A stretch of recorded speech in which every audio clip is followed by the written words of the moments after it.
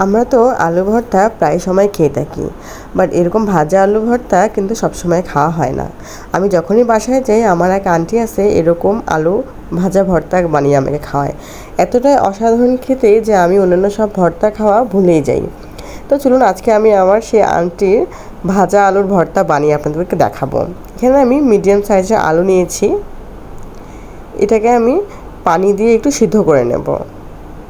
এটা আপনারা ইচ্ছে করলে সিদ্ধ না করে একেবারে ভেজে নিতে পারেন, বাট আমার কাছে মনে হয় আমি 80% একটু সিদ্ধ করে নেব। আমি বেশি পানি দিইনি, অল্প পানি দিয়ে এটাকে সিদ্ধ করে নিয়েছি। যখন পানিটা শুকিয়ে আসবে আমি এর মধ্যে দিয়ে দেবো সরিষার তেল, দিয়ে এটাকে একটু ভেজে নেব ভালো করে। তবে এখানে দিয়ে দিলাম 4-5টা শুকনো মরিচ ও কয়েকটা রসুনের কোয়া, দিয়ে ভালো করে ভেজে নেব।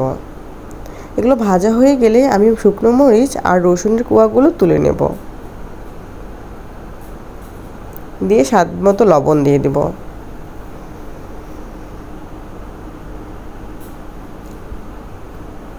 তারপরে ভেজে রাখা আলুগুলো এখানে অল্প অল্প করে দিয়ে আমি ভালো করে বেটে নেব।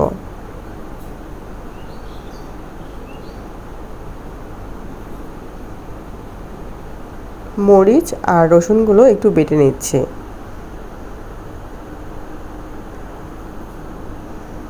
এখন এই ভাজা আলুগুলো দিয়ে দিব।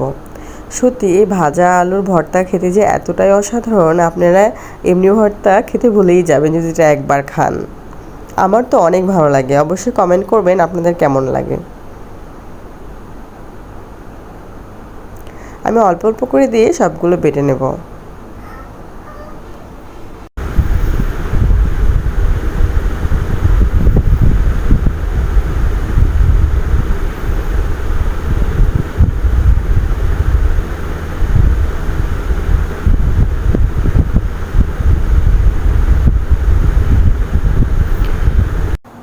আমাকে এই আলুর ছালগুলো সহ খেতে অনেক ভালো লাগে। আপনারা যদি আলুর ছাল খেতে না পছন্দ করেন তাহলে ছালগুলো ছিলে নিতে পারেন। এটা খেতে আমাকে সত্যি খুবই ভালো লাগে, এতটাই অসাধারণ একটি ভর্তা রেসিপি।